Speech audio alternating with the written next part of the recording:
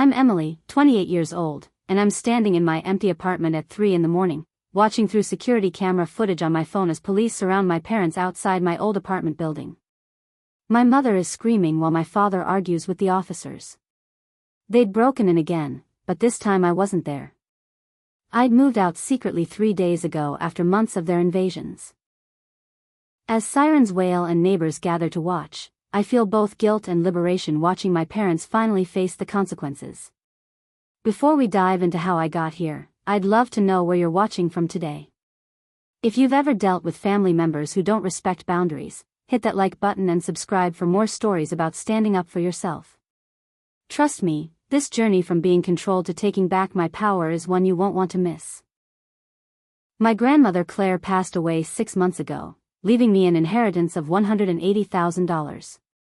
She'd always been my biggest supporter, telling me stories about her own struggles for independence in a time when women had even fewer choices. In her will, she specifically stated the money was for me to build the life you deserve, free from anyone's control. I don't think even she could have predicted how prophetic those words would become. My parents, Ruth and Harold, were furious when they found out. My mother, 52, and always perfectly put together on the outside, had that tight smile that meant trouble brewing underneath. My father, 55 with his banker's precision, immediately started calculating what should have been theirs. They'd expected the money would come to them as the responsible adults who could manage it properly. The fact that Grandma Claire had bypassed them entirely was a slap they couldn't forgive. I used the inheritance exactly as my grandmother intended, putting a down payment on my first apartment in a nice neighborhood downtown. It wasn't huge, just a cozy 2-bedroom with big windows and actual sunlight, something I'd dreamed about while living in basement rentals through college. The day I got the keys, I stood in that empty space and cried happy tears, feeling my grandmother's presence and approval. Initially, my parents acted supportive, coming to see the place with forced smiles and backhanded compliments. "It's nice for a starter home," my mother said, running her finger along the countertop checking for dust that wasn't there.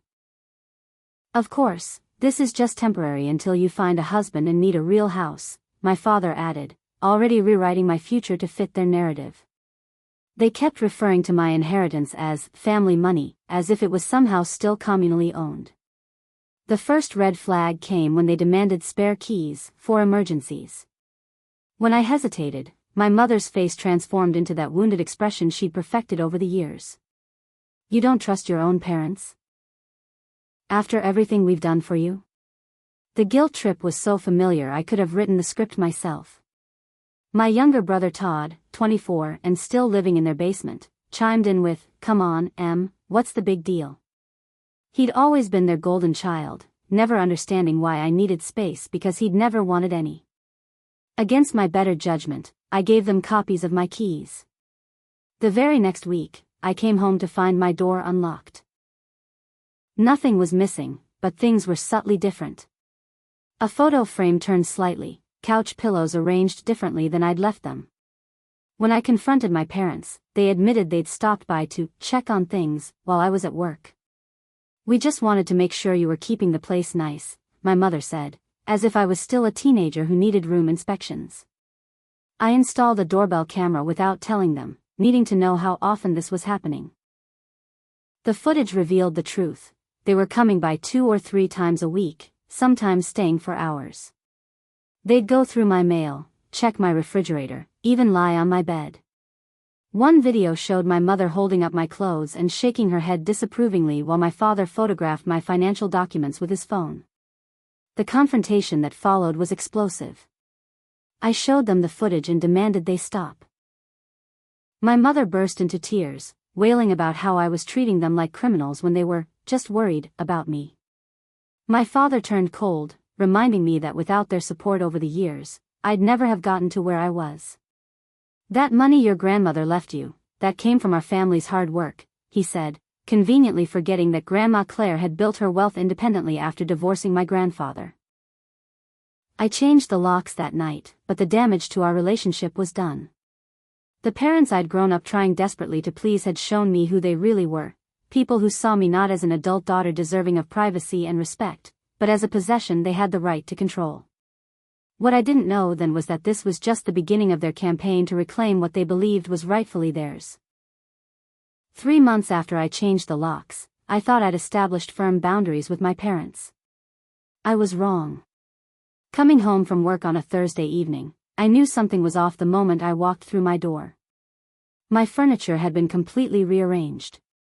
The couch faced a different direction, my bookshelf was moved across the room, and my dining table was pushed against the wall. My sanctuary had been violated again. The security footage told the whole story. My parents had somehow gotten new keys made and spent 4 hours improving my layout while I was at work. When I called them, furious, my mother's response was casually dismissive. "Oh honey, we just thought it would flow better this way.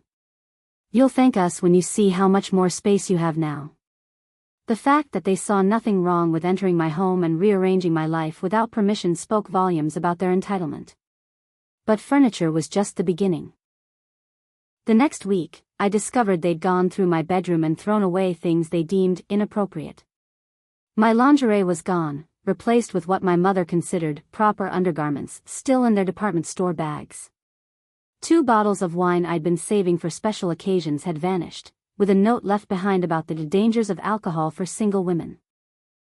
They'd even removed several books from my shelves, including romance novels and a book on Buddhism I'd been reading, leaving pamphlets from their church in their place. My boyfriend Marcus discovered them during one of their raids. He'd come over on his lunch break to surprise me with flowers, using the key I'd given him, only to find my parents going through my financial documents at my dining table. "We're her parents," my father had said, as if that explained everything. Marcus told me later that my mother had questioned him for 20 minutes about his intentions with me and whether he was after my money. The humiliation burned deep. I demanded all keys back immediately, meeting them at a coffee shop to avoid another home invasion. The public setting didn't stop my mother from causing a scene. "This is what happens when children get money they didn't earn," she announced loudly enough for other patrons to hear. "They forget who raised them, who sacrificed everything for them." My father sat silent, but his cold stare spoke volumes. When I insisted on the keys, they threw them on the table dramatically. "There, happy now? Treating us like common criminals," my mother spat. Within a week of getting the keys back, Ruth started her campaign of family manipulation. She called every relative we had, spinning tales of my mental instability and sudden paranoid behavior. My phone buzzed constantly with concerned aunts and cousins asking if I was okay, if I was taking drugs, if Marcus was controlling me. One cousin even asked if I'd joined a cult. The narrative was clear: I was a troubled young woman who needed intervention, not an adult setting reasonable boundaries. Meanwhile, my father took a different approach. He showed up one Saturday with his golf equipment, announcing he was storing it in my spare room since their garage was full. When I refused, he acted shocked.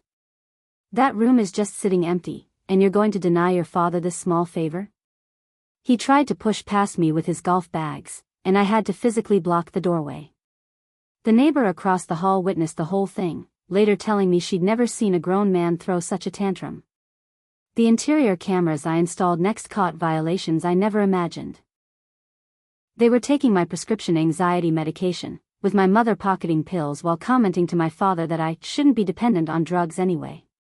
Another video showed them trying to access my laptop, frustrated when they couldn't guess my password. My father was heard saying they needed to monitor what I was doing online, worried I was being influenced by the wrong people. The escalation reached new heights when they brought Todd to help move my home office furniture out to make room for my mother's craft supplies. They arrived with a U-Haul, prepared to transform my workspace into her scrapbooking room. When I came home early after Marcus called to warn me, I found them mid-move, my computer equipment stacked haphazardly in boxes. "You work from home too much anyway," my mother said. "This will encourage you to be more social." My friend Diane, a lawyer, helped me draft a cease and desist letter. We detailed every violation, every break-in, every theft. The letter was formal, threatening legal action if they continued their behavior. I sent it certified mail and email, making sure there was no way they could claim they didn't receive it. Their response came through Todd. Mom and Dad are laughing about your little letter. Dad says family doesn't need legal documents. The laughter stopped when Ruth took her boundary violations public. She listed my apartment address on her Facebook page as the venue for her monthly book club meeting. 20 strangers showed up at my door on a Tuesday evening, expecting wine and discussion of the latest bestseller. Ruth had told them I was hosting to help me be more social. I had to turn away confused book club members while fielding angry messages about the mix-up. My mother's response? I was trying to help you make friends. You're always so isolated. The book club incident was the moment I realized my parents weren't just boundary crossing, they were actively trying to take over my life. Every violation was designed to show me that my space wasn't really mine, that my independence was an illusion they could shatter whenever they chose. They wanted me to break, to admit I couldn't handle adult life, to come running back under their control. But instead of breaking me, their escalating invasions were forging my resolve. I just needed to figure out how to fight back against people who had spent my entire life training me to submit. I returned from a weekend business trip to find my living room transformed. The walls, which had been a soft gray I'd carefully chosen and painted myself, were now aggressive white. The smell of fresh paint hit me like a slap, but it was the note on my counter that made my blood run cold. Surprise. We knew you'd never get around to fixing those depressing walls, so we took care of it. You're welcome. Love, Mom and Dad. They'd spent my entire weekend away redecorating my home without permission. The security footage was worse than I imagined. They'd entered at 2 a.m. with painting supplies, drop cloths, and determination. The video showed them working through the night, my mother directing my father and Todd as they covered my carefully chosen color with their sterile preference. At one point, my mother was recorded saying, "This gray is so depressing, no wonder she's been acting strange. White will brighten her mood." They'd even painted over a small mural my friend Sophie had painted for me as a housewarming gift. But the paint was just the beginning of that weekend's violations. They'd gone through my bookshelf like moral censors, removing anything they deemed inappropriate. My collection of psychology books, philosophy texts, and yes, romance novels, had been boxed up and donated to Goodwill. The receipt was left on my counter like a badge of honor. In their place sat religious texts, self-help books about submitting to God's plan, and relationship guides all focused on traditional gender roles. My mother had even placed sticky notes throughout pointing out passages she wanted me to read. The footage showed them finding my birth control pills in my bathroom cabinet. My mother's face contorted with rage as she showed them to my father, who shook his head in disappointment. They took the pills with them, along with my personal massager from my nightstand drawer, items that were none of their business. The violation of going through such intimate spaces made me physically ill. Later, I'd find they'd left pamphlets about the sin of premarital relations on my pillow. I discovered they'd been telling my neighbors elaborate lies to maintain their facade of concerned parents. Mrs. Chen from down the hall mentioned how sweet it was that I'd asked my parents to fix up the apartment while I was struggling with depression. Mr. Rodriguez thought I'd been in rehab that weekend and my parents were preparing for my return. They'd crafted an entire narrative of their troubled daughter who desperately needed their intervention, ensuring any complaints I made would be seen through that lens. The next violation hit my professional life. My father had somehow accessed my home computer, despite my password protection. He'd installed parental control software, the kind designed for monitoring teenagers. It tracked websites visited, logged keystrokes, and sent reports to his email. I only discovered it when trying to access my work files and finding them blocked as potentially harmful content. The software had been reporting my activities to him for who knows how long, including private work emails and personal conversations. Their mail theft escalated from casual snooping to active interception. They'd been collecting my mail for weeks, opening everything from bank statements to personal letters. When I confronted them with a stack of opened envelopes I'd found in their car during a family dinner, my mother's response was chilling. "We need to make sure you're not being scammed, sweetheart. You're so trusting." Among the opened mail was a letter from my gynecologist's office, which they'd clearly read based on their subsequent lectures about morality. The situation exploded when they discovered my birth control prescription during their mail theft. My mother called me at work, screaming about my promiscuous lifestyle, loud enough for my coworkers to hear through the phone. "No wonder you're pushing us away, you're living in sin," she shrieked. My father followed up with a cold email outlining how disappointed my grandmother would be in my choices, using her memory as a weapon against me. The irony that Grandma Claire had been the one to encourage my independence was completely lost on them. Things escalated when they decided I needed a roommate for supervision and moral support. Without my knowledge, they'd been showing my apartment to their friend's daughter Melissa, a 22-year-old fresh from Bible college. I came home to find Melissa measuring my spare room with my mother, discussing where her furniture would fit. "Your parents are so generous, offering to pay half my rent to keep you company," Melissa gushed. "They'd literally tried to install a spy in my home under the guise of helping with expenses I didn't need help with." My attempt to file a police report was frustrating and futile. The officer, barely older than Todd, listened with obvious skepticism as I explained the break-ins. "But they're your parents," he kept saying, as if that negated criminal behavior. "They have keys you gave them originally, no signs of forced entry, and they're improving your property. This sounds like a family matter." He suggested family counseling instead of legal action, completely missing that this was about crime, not communication. My parents retaliated against the police report attempt by calling my employer. They reached our HR department, claiming I was having a mental breakdown and needed immediate intervention. My father, using his banker's authority voice, suggested I might be a danger to myself and others. He recommended I be placed on administrative leave, for everyone's safety. I spent hours in meetings with HR and my supervisor, providing evidence of my parents' harassment to keep my job. The promotion I'd worked toward for 2 years was suddenly under review due to concerns about stability. The church friends were the final straw. I discovered my parents had been giving copies of my keys to members of their congregation, creating a rotation schedule for people to check on their troubled daughter. The security footage showed strangers entering my apartment at all hours, poking through my belongings, praying over my bed, and leaving religious materials everywhere. One woman was caught on camera anointing my doorways with oil. Another left a note about feeling demonic presences in my home that needed cleansing. Diane, my lawyer friend, was horrified when I showed her the footage and documentation. "This isn't just boundary crossing, Emily. This is stalking, breaking and entering, theft, fraud, and harassment. Your parents are criminals who happen to be related to you." She helped me understand that their behavior had escalated far beyond family dysfunction into dangerous territory. They were systematically trying to destroy my independence, my reputation, and my sanity. The breaking point was crystallized in a single moment. I sat in my violated apartment, surrounded by religious pamphlets, looking at walls that weren't my color anymore, knowing strangers had been through my intimate belongings, my job in jeopardy, my privacy shattered. I realized I couldn't win this war by playing defense. Every boundary I set, they demolished. Every lock I changed, they circumvented. Every plea for respect fell on deaf ears that heard only their own entitlement. If I wanted my life back, I needed to go on the offensive. I needed to disappear.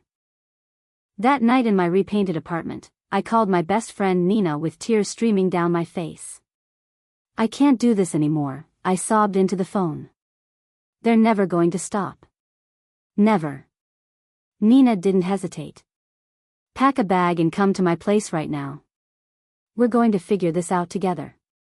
Within an hour, I was on her couch with a cup of tea, pouring out everything that had happened. Nina's fury on my behalf was the validation I desperately needed. "Emily, we're getting you out of there. I don't care what it takes." Nina's apartment became our war room. We spent the next 3 days developing what we called Operation Freedom, a detailed plan to extract me from my apartment without my parents' knowledge. Nina, who worked in project management, created spreadsheets tracking every detail. We had timelines, backup plans, code words, and contingencies. "Think of it like witness protection," she said. "You need to disappear completely and restart where they can't find you. Finding a new apartment while maintaining complete secrecy required creativity.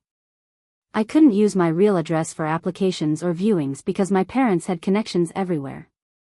Nina became my front person, using her information for initial contacts.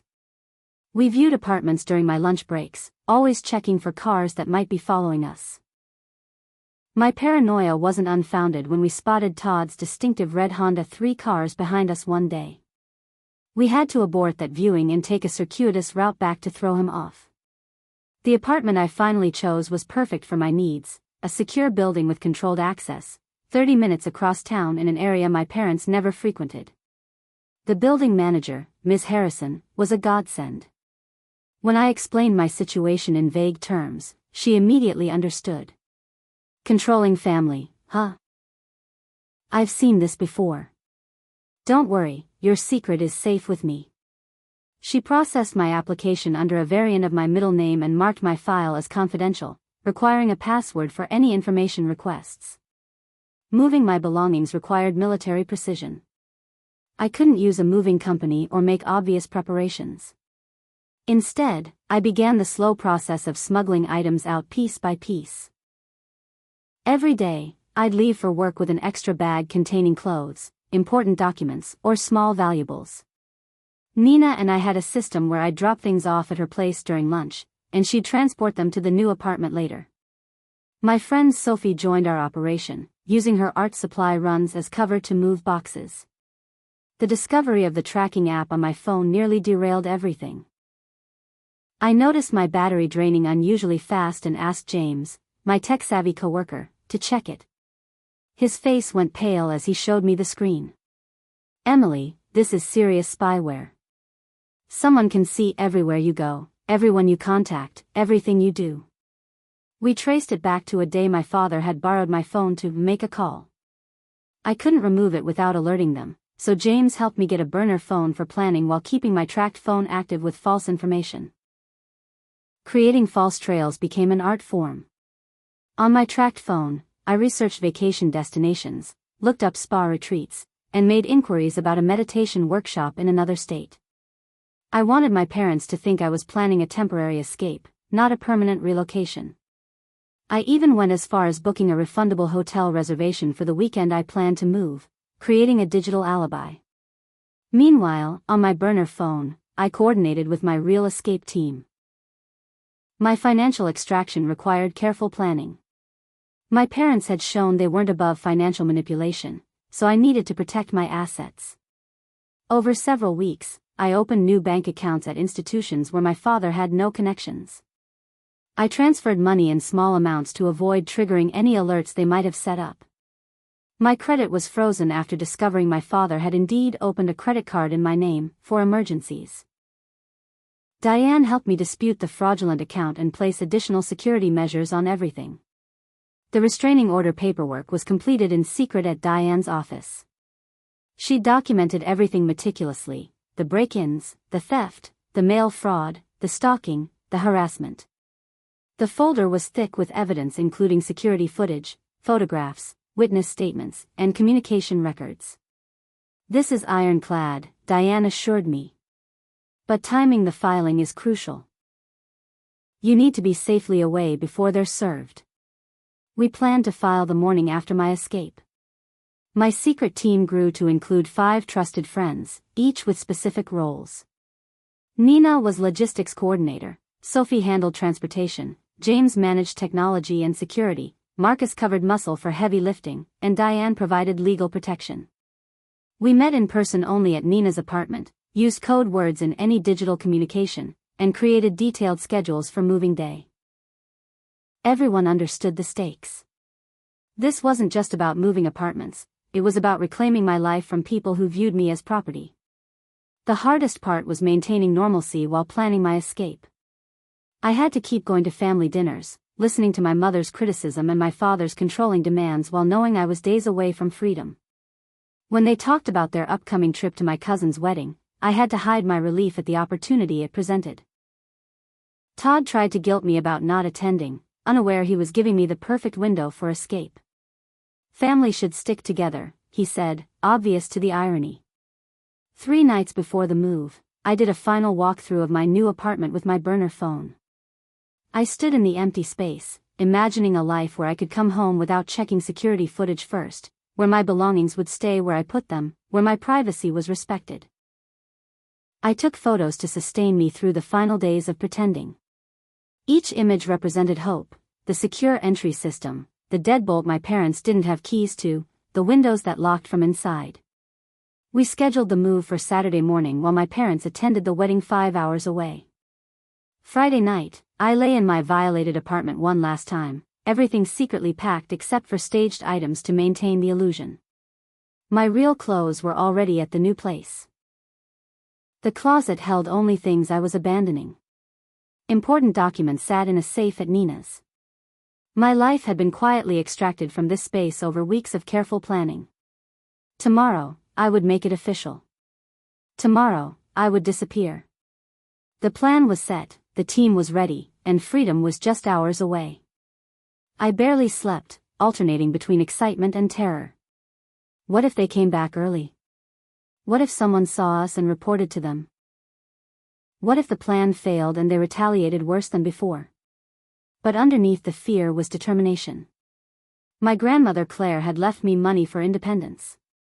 It was time to honor her gift by using it to truly break free from people who confused love with control, family with ownership. Tomorrow, everything would change. My alarm went off at 4:30 Saturday morning, but I was already awake, adrenaline coursing through my veins. Moving day had arrived. I sent the coded message to my team, "The sunrise looks beautiful today." Within minutes, responses confirmed everyone was ready. Nina replied with, "Perfect weather for new beginnings," our agreed signal that all systems were go.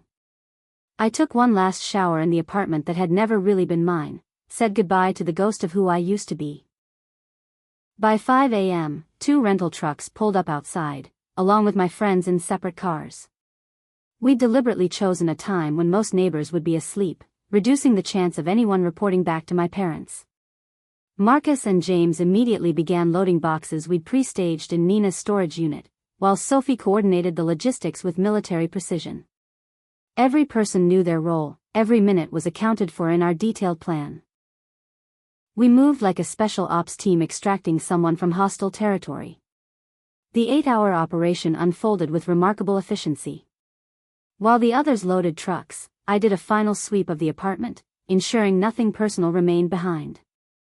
I left the furniture my parents had rearranged, the white walls they'd painted, the religious books they'd placed on my shelves. Let them have their sterile vision, I was taking everything that mattered. The only traces of Emily would be what they'd forced on me, a fitting metaphor for our entire relationship. We decided to leave strategic items to maintain the illusion of occupancy. Old furniture created shadows behind curtains, making the apartment appear lived in from outside.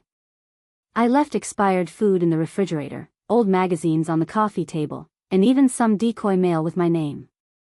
The goal was to buy as much time as possible before discovery.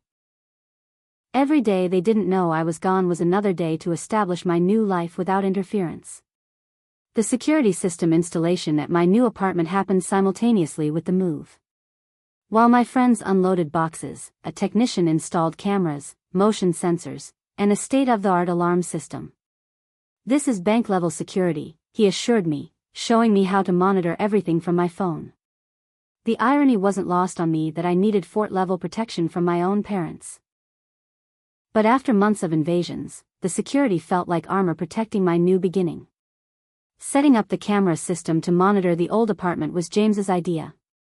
"You need to see when they discover you're gone," he explained, configuring the feeds to my burner phone. We made sure the cameras were hidden, powered by long-lasting batteries, and connected to a separate network they couldn't trace. The footage would not only satisfy my need to see their reaction but could serve as additional evidence if they escalated their behavior. That first night in my new apartment felt surreal. After my friends left with tearful hugs and promises of continued support, I sat in my genuinely private space for the first time in months. No one had keys except me. No one knew the address except my trusted circle. My belongings were where I placed them, my walls were the color I chose, my books reflected my interests. I triple-checked the locks, reviewed the security footage, and finally allowed myself to breathe. Freedom had a physical sensation, like removing a weight I'd carried so long I'd forgotten it wasn't part of me. Sleep eluded me as I obsessively checked the camera feeds from the old apartment. Everything remained still, my parents blissfully unaware at their wedding hundreds of miles away. Part of me wanted to disable the cameras and never look back, but Diane had insisted on maintaining surveillance. "You need to document their reaction," she'd said. "It could be crucial for the restraining order." So I watched and waited, knowing the storm would come but not knowing when. Day 2 brought the first signs of confusion. My tracked phone, which I'd left hidden in the old apartment still powered on, showed 17 missed calls from my mother. The wedding was over, and she was trying to reach me. I watched through the cameras as she and my father approached my door Sunday evening, expecting to share wedding stories and criticism about my absence. Her face when the key didn't work was almost comical, cycling through confusion, irritation, and then anger in seconds. "The building must have changed the locks," my father said, immediately looking for someone to blame. They circled the building like predators, checking windows, trying other doors. My mother's frustration escalated with each failed attempt at entry. They knocked on neighbors' doors, but I'd timed the move perfectly for a weekend when most were away. Mrs. Chen, the one neighbor home, played dumb beautifully. "Emily? Oh, I haven't seen her in days. Is everything okay?" Their inability to access their favorite target was clearly driving them insane. Monday morning brought new tactics. I watched as they returned with a locksmith, my mother gesticulating wildly as she explained the situation. The locksmith, a professional who clearly dealt with actual emergencies, grew increasingly skeptical as my parents couldn't produce any proof they lived there. "Ma'am, I can't just break into someone's apartment because you say you're their mother," he explained patiently. My father's attempt to bribe him only made things worse. "Sir, that's illegal. I'm going to have to ask you to leave." The building manager, Ms. Patterson, became their next target. I'd warned her this might happen, and she handled it perfectly. Through the lobby cameras, I watched her maintain an expression of polite confusion as my parents demanded access to their daughter's apartment. "I'm sorry, but I can't give out tenant information or provide access without proper authorization," she repeated calmly. My mother's voice rose to near shrieking levels, attracting other residents who watched the spectacle with concern.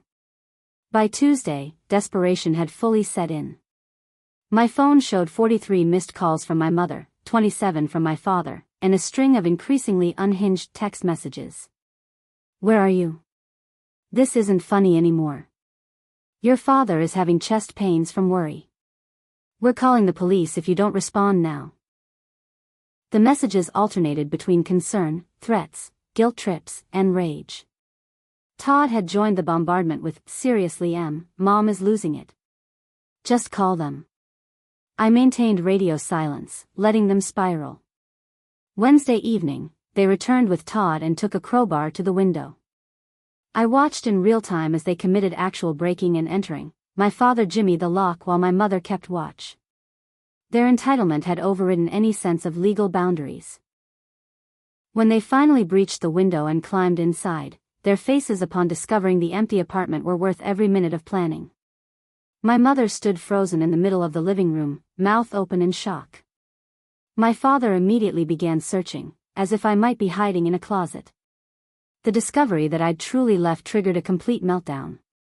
My mother began destroying the furniture I'd left behind, screaming incoherently about ungrateful children and stolen inheritance.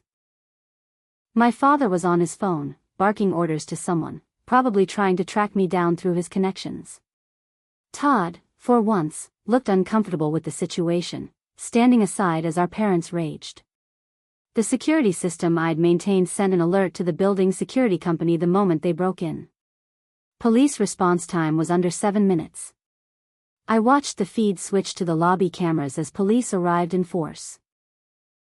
2 units responded to the breaking and entering call, officers moving with purpose toward my apartment. The moment of reckoning had arrived. My parents, who'd spent months treating my home as their personal playground, were about to discover what happens when you break into an apartment that isn't yours, when the daughter you've terrorized has documentation of every crime, when your entitlement finally meets consequences. I gripped my phone, heart pounding, as years of boundary violations culminated in flashing lights and sirens. The police entered the apartment to find my parents mid-destruction, my mother throwing books while my father rifled through drawers searching for clues to my whereabouts. The officer's commands to freeze and show hands cut through the chaos like a blade. My mother whirled around, her face shifting from rage to indignation in seconds. Officers. Thank God you're here. Our daughter is missing and something terrible might have happened to her. The performance was Oscar-worthy, complete with sudden tears and trembling hands. The lead officer, a woman who looked like she'd seen every excuse in the book, remained unmoved by the theatrics. Ma'am, we received a breaking and entering call. Can you explain why you're in this apartment? My father stepped forward with his banker's authority voice, the one that usually got him whatever he wanted. This is our daughter's apartment. We have every right to be here. We're conducting a welfare check because she's been unstable lately. The lie rolled off his tongue as naturally as breathing. Do you have keys to this apartment? The officer asked, gesturing to the broken window. The question hung in the air like a trap. My mother jumped in quickly. We did, but she changed the locks during one of her episodes. We had no choice but to find another way in. You have to understand, we're terrified something has happened to Emily. The officers exchanged glances that suggested they weren't buying the concerned parent act, especially given the destruction around them. When asked to prove any right to be in the apartment, my parents faltered. They couldn't produce a lease, a key, or any documentation connecting them to the property. Our daughter Emily lives here, my father insisted, his composure starting to crack. Check your records. This is Emily Harrison's apartment. The female officer made a call, confirming the tenant's name while her partner examined the broken window and documented the damage. And what's your relation to Miss Harrison? She asked, though the answer was obvious. We're her parents, my mother shrieked, as if that explained everything. We have every right to check on our daughter. She's been acting strangely, cutting us off, probably being manipulated by someone. We think she might have been kidnapped. The hysteria in her voice rose with each word, but the officers remained professionally detached. They'd seen enough domestic situations to recognize manipulation and entitlement when it appeared. Todd, who'd been silent until now, finally spoke up. The words that came out shocked everyone, including our parents. She wasn't kidnapped. She moved out. She left because you two wouldn't leave her alone. The truth hung in the air for a moment before my mother rounded on him. You knew? You knew where she went and didn't tell us? Todd shook his head. I don't know where she is. But I know why she left. You've been stalking her, breaking in, going through her stuff. She told you to stop and you didn't. My father's calm facade shattered completely. You don't understand anything, Todd. Your sister has mental problems. She's not capable of making these decisions. That inheritance has corrupted her, made her think she doesn't need family. He turned to the officers, trying to regain control of the narrative. Our daughter has a history of mental health issues. We're just trying to protect her from herself. Surely you understand that. The female officer pulled out her notebook. Has your daughter been declared legally incompetent? Do you have power of attorney or guardianship papers? The questions were delivered with the precision of someone who'd heard similar claims before. My parents had no such documentation because, of course, I was a fully functioning adult with a job, relationships, and the ability to manage my own life. Their silence spoke volumes. The search that followed revealed more than my parents bargained for. In my mother's purse, officers found multiple key copies, not just to my apartment but labeled with other addresses I didn't recognize. These are to family members' homes, she said quickly, but the officers bagged them as evidence. My father's wallet contained the credit card he'd opened in my name, which he tried to explain as emergency access to help our daughter, but fraud was fraud regardless of family relationships. The building security arrived with printed footage showing my parents' multiple break-ins over the past months. The security chief, a former police officer himself, had compiled a comprehensive file after Ms. Patterson alerted him to the situation. We've documented 17 unauthorized entries using copied keys, 3 attempts to obtain master keys from staff, and tonight's forced entry, he reported to the officers. The evidence was overwhelming and undeniable. My mother's hysteria reached new heights when she realized they were being arrested. "You can't arrest us for caring about our daughter," she wailed. "Emily has been brainwashed. She's not in her right mind.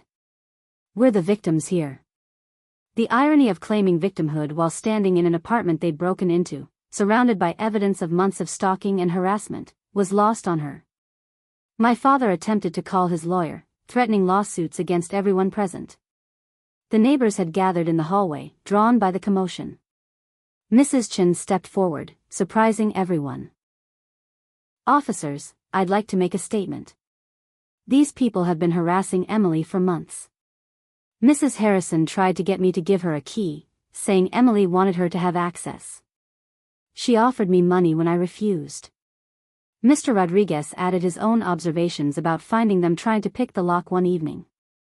The community I'd barely known had been watching, and now they were speaking up. More witnesses came forward. The locksmith my parents had tried to hire earlier in the week had actually reported the suspicious situation. Building staff shared their experiences of my parents' attempts to manipulate them.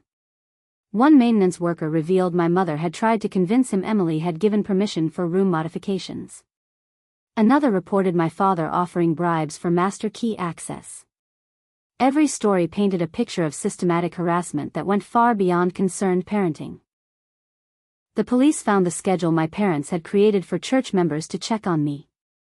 Written in my mother's handwriting, it detailed times, dates, and specific instructions for entering my apartment. Tuesday 2 p.m., Sister Margaret, check bedroom for inappropriate items. Thursday 10 a.m., Brother Paul, review computer history if possible. The violations of privacy were methodically planned and delegated. Officers photographed every page as evidence of conspiracy to commit breaking and entering. As they were led away in handcuffs, my parents maintained their victim narrative. Ruth screamed about ungrateful children and stolen inheritance, while Harold muttered threats about lawsuits and using his connections. Todd followed behind, no longer the golden child but a young man finally seeing his parents' toxic behavior clearly. The crowd of neighbors dispersed slowly, many shaking their heads at the family drama that had unfolded in their usually quiet building. The officers remained to document the crime scene thoroughly. Every piece of damage was photographed, every suspicious item catalogued. They found the religious pamphlets, the parental control software manual, and even a journal my mother had been keeping about my concerning behavior that read more like a stalker's log than a parent's worry. The female officer, reviewing the evidence, shook her head.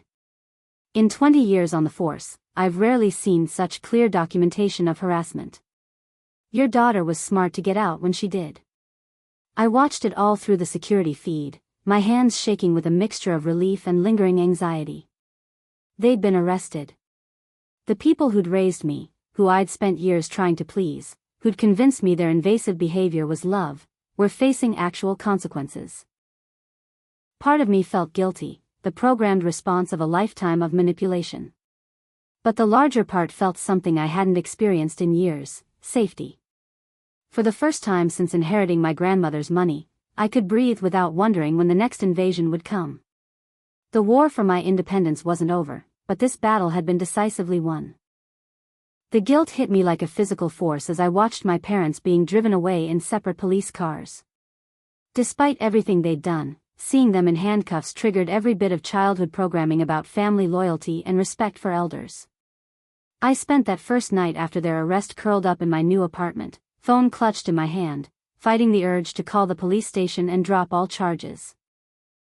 Nina stayed with me, holding me as I cried and reminding me why I'd had to take such drastic action. "They broke into your home 17 times, Emily," she said gently but firmly. "They stole your medication, tried to control your finances, attempted to destroy your career, and invited strangers to violate your privacy. This isn't about being a bad daughter. This is about protecting yourself from criminals who happen to share your DNA.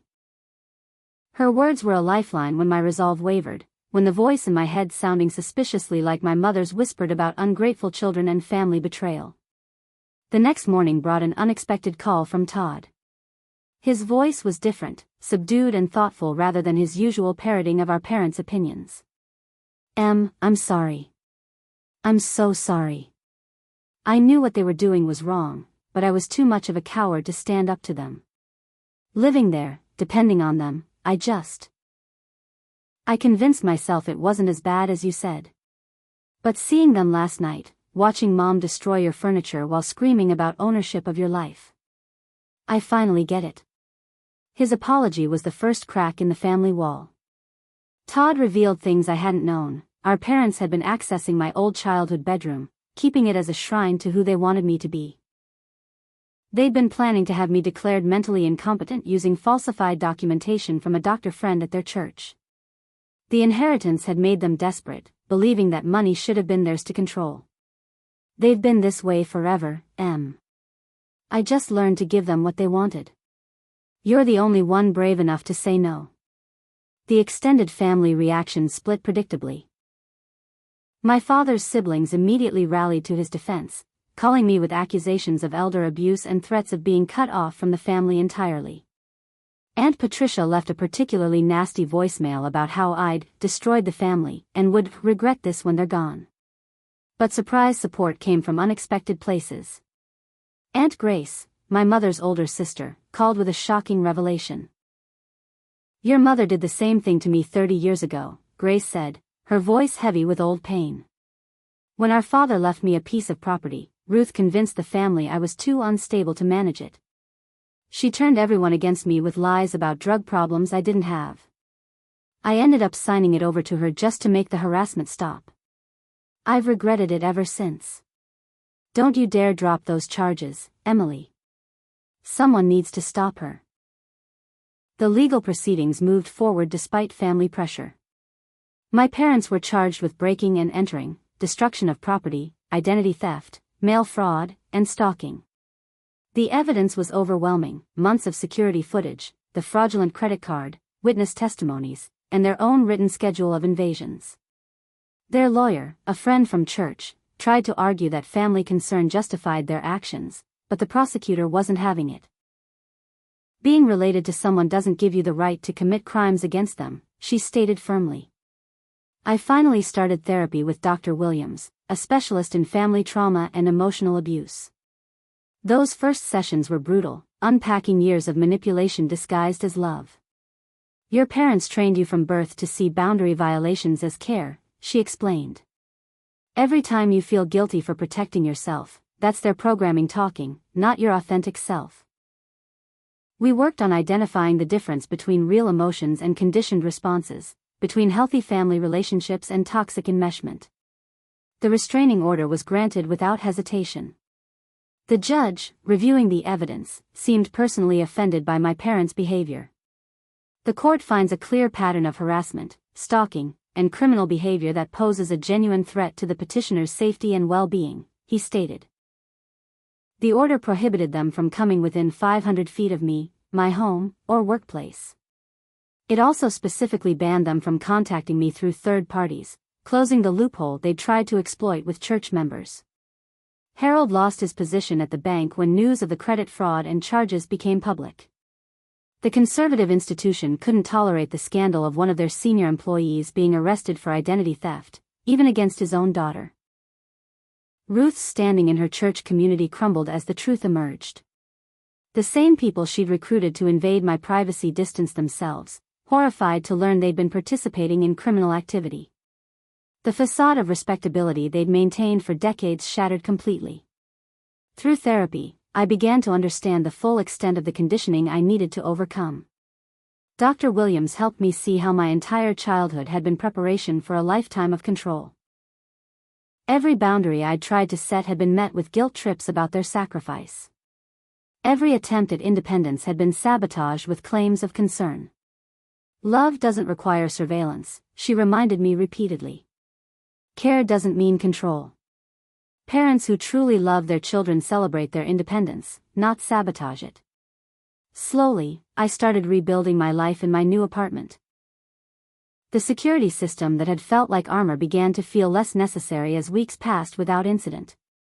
I could come home without checking cameras first, wake up without wondering if someone had been in my space while I slept. Simple freedoms felt revolutionary, choosing my own paint colors, keeping whatever books I wanted, having private conversations without fear of eavesdropping, existing without performing for an audience that was never satisfied. Todd and I began meeting for coffee, carefully rebuilding a relationship outside our parents' toxic influence. He'd started therapy too, working through his own issues as the golden child who'd been equally controlled, just with honey instead of vinegar. I never realized how messed up it all was because they praised me for compliance, he admitted. You got punished for having boundaries. I got rewarded for not having any. Neither of us actually got loved for who we are. The legal consequences for our parents were significant. They both received jail time, my father 3 months and my mother 4 due to additional charges related to the church recruitment scheme. The identity theft charge carried the heaviest penalty. They were also ordered to pay restitution for the damage to my apartment and the therapy costs I'd incurred. Watching them in orange jumpsuits at sentencing, looking smaller and older than I'd ever seen them, I felt not satisfaction but sadness for the relationship we could have had if they'd been capable of seeing me as a person instead of a possession. Months later, I wrote a letter to my grandmother's grave, updating her on everything that had happened since her gift of independence. I told her about the apartment she'd helped me buy, the freedom she'd helped me claim, the strength her belief in me had fostered. You saw this coming, I wrote. That's why you bypassed them entirely. You knew I'd need resources they couldn't control to break free. Thank you for believing I deserved autonomy even when I didn't believe it myself. On the anniversary of my escape, I hosted a dinner party in my apartment for the friends who'd made it possible. Nina, Sophie, Marcus, James, and Diane gathered around my table, the one my parents had shoved against the wall but I'd centered in my dining room. We toasted to new beginnings, to chosen family, to the courage it takes to protect your peace. Looking around at these people who'd shown me what real support looked like, I finally understood something crucial. Family isn't about blood or obligation or maintaining appearances. It's not about access without permission or love contingent on control. Real family respects your boundaries, celebrates your independence, and supports your growth even when it takes you away from them. These friends who'd helped me reclaim my life had shown more genuine care in months than my parents had in 28 years. Blood makes you related, but respect makes you family. My journey wasn't just about escaping parents who couldn't distinguish between love and control. It was about learning to distinguish it for myself, about breaking generational patterns of manipulation disguised as care. Every day in my peaceful apartment, every decision I made without seeking approval, every boundary I maintained without guilt was a victory. My grandmother Claire had given me more than money. She'd given me the chance to discover who I was when I wasn't performing for anyone else's expectations. The healing continues, some days easier than others. There are still moments when I catch myself seeking approval that won't come, wanting to share good news with people who only saw my achievements as threats to their control. But more often now, I feel the freedom Claire wanted for me, the simple, revolutionary act of living my own life on my own terms. My parents kept breaking into my apartment, but they could never break into the person I became once I stopped letting them define me. I hope my story helps anyone out there dealing with family members who think love means control.